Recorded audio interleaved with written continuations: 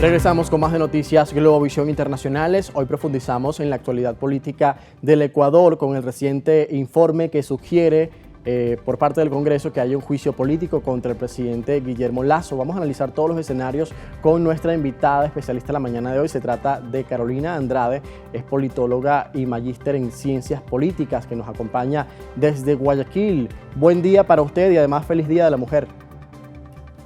Buenos días, un gusto poder acompañarlos y bueno, como siempre, atento a todas las preguntas que tengamos.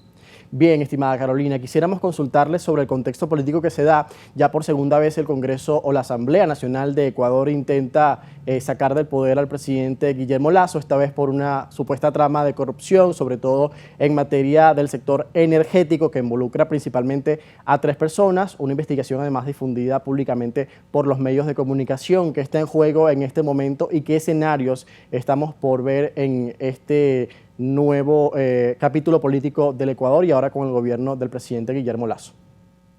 Bueno, creo que es importante empezar contextualizando cómo llegamos a este punto, ¿no? El presidente Guillermo Lasso, antes de su posesión, van a cumplirse cerca de 2 años el próximo mes, rompió acuerdos políticos que tenía con aliados tradicionales de la derecha. Él llegó al poder con el apoyo, con alianzas que hizo con grupos de derecha que lo ayudaron a poder ganar en segunda vuelta y poder generar una coalición más amplia de su espectro político.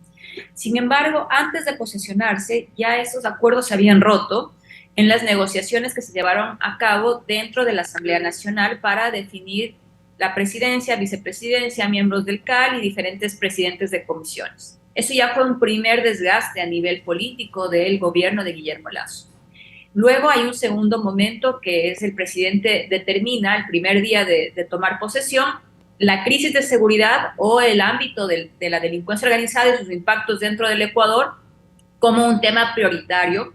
De hecho, convoca un Consejo de Seguridad Pública y el Estado para atenderlo. Sin embargo, después de casi ya 2 años, no se observa ningún cambio en cuanto a los niveles de violencia y de inseguridad que estamos viviendo en el Ecuador. Al contrario, estos han crecido de manera sostenida y no se observa una respuesta real, integral por parte del gobierno para abordar eso. Cuando estos elementos se suman, obviamente con los temas sociales, económicos, hay una disminución de la inversión social en el presupuesto general del Estado. Hay también una priorización de los recursos del Estado para pagar a los acreedores fuera del país y no para invertirlos en temas básicos para equipamiento de policía, pero tampoco para planes y proyectos sociales, incluso para temas básicos en el sistema de salud pública. Entonces se suma una serie de inconformidades a nivel social, a nivel político también en cuanto a la conflictividad dentro de la Asamblea. Y eso es lo que tuvimos también como un primer momento el año pasado, en junio, cuando se dio esta movilización grande que casi paralizó el país por varias semanas, ¿no? A partir de eso se generaron espacios de diálogo, pero esos espacios de diálogo con los sectores indígenas, los sectores sociales, no se sienten satisfechos con los resultados de lo que ahí se discutió y tampoco sienten que hayan respondido a todas las necesidades que se plantearon, principalmente en lo que corresponde a la inversión social y al tema de seguridad.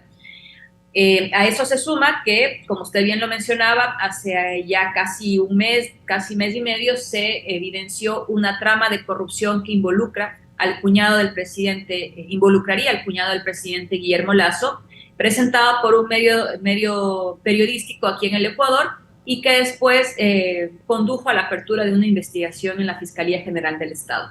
Todos estos elementos han desgastado la imagen, la credibilidad del presidente Lasso, y desde la Asamblea Nacional se ha propuesto iniciar un proceso de juicio político, el cual se conformó una comisión para analizar el caso de corrupción que estamos observando en un contexto de pérdida de credibilidad, de legitimidad, de apoyo, y que ahora espera que sea aprobado o tenga el dictamen de admisibilidad por parte de la Corte Constitucional para continuar el proceso establecido en la Constitución. Ahora, después de todo eso que usted ha mencionado, muy importante entender el contexto de lo que sucede en el Ecuador. ¿Esto tiene probabilidades de que pueda avanzar? Es decir, que lleguemos a la etapa de un juicio político formal, entendiendo los pasos que se deben seguir y que la Corte Constitucional además debe analizarlo. Bueno, Eso habría que ver cómo va a ser la interpretación de la Corte. Esto es un juicio político, no es un juicio penal. El juicio penal continúa, no directamente en contra del presidente, sino en contra de los actores involucrados en este caso de corrupción. Entonces hay varios elementos que están ahí: el juicio penal en la Fiscalía General del Estado, el juicio político que va hacia la admisibilidad de la Corte. Habría que ver cuál es la posición de la Corte. En caso de que dé paso, es muy probable que el presidente Guillermo Lasso se adelante y aplique el artículo 148 de la Constitución, disolviendo a la Asamblea Nacional y permitiéndole al presidente gobernar durante 6 meses a través de decretos económicos urgentes. Durante ese tiempo, el Consejo Nacional Electoral deberá convocar a nuevas elecciones, organizar nuevas elecciones, tanto para presidente de la República como para Asamblea Nacional. Sin embargo, también queda otras posibilidades que están en estos escenarios que se están manejando alrededor de la conflictividad política que se está viviendo y que podría sumarse una conflictividad social.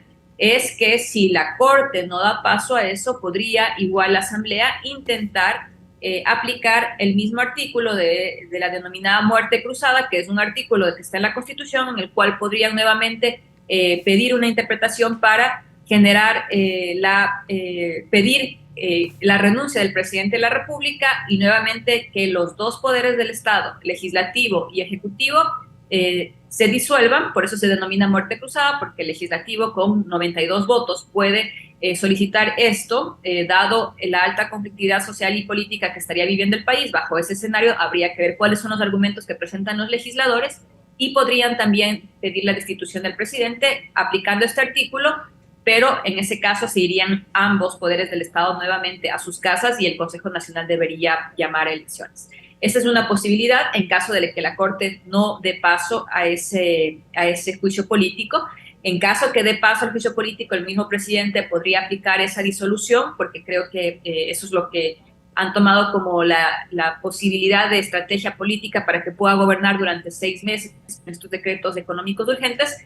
Pero también hay un pedido de revocatoria del mandato a partir de organizaciones sociales que han presentado esto ante el Tribunal Contencioso Electoral para solicitar la recolección de firmas y presentar el pedido de revocatoria del mandato del presidente Guillermo Lasso.